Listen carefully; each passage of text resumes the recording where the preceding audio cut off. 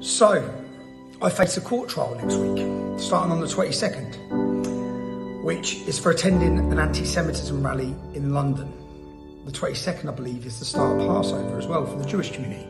So this video is for you, if you're a British Jew, if you're living in London, if you're feeling bombarded, if you're feeling in threat, under threat, that to say you're not alone, and to say, I get so many accusations as Mossad or Zionist and paid by Israel, never received a penny, okay, from Israel, never had anyone try to influence my views, they're my views, okay.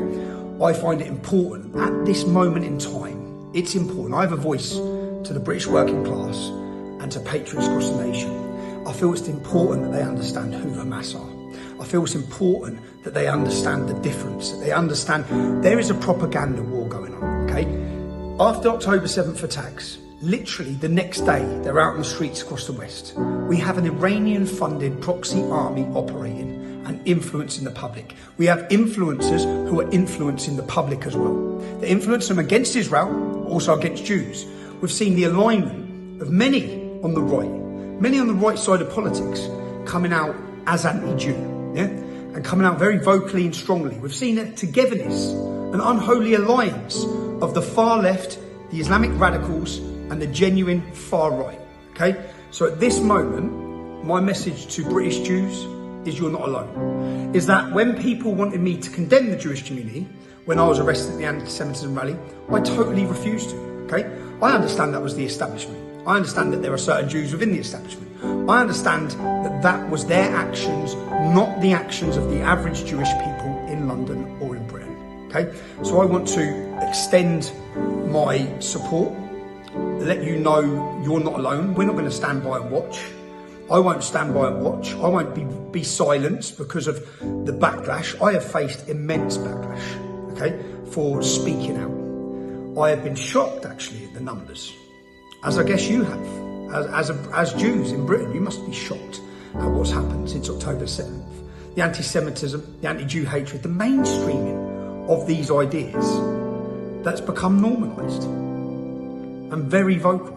So literally this is just a message from me to say that don't believe what you read about me, okay? Don't believe the lies, the smears. They're the same lies being told about you, about your community, about Israel, okay? I just want to wish you a happy Passover. And my message was to say that I don't care what anyone says. I don't care if any criticism to me, people making accusations to me, I don't care. I was demonised and slandered 15 years ago for speaking out and taking the right side, okay? Now everyone knows I was telling the truth. I'm being demonised and slandered now again for taking the right side. Standing with British Jews, standing against this hatred, standing against Hamas, standing against jihad is the right side to take in this conflict. People say you don't have to take a side. Yes, you do.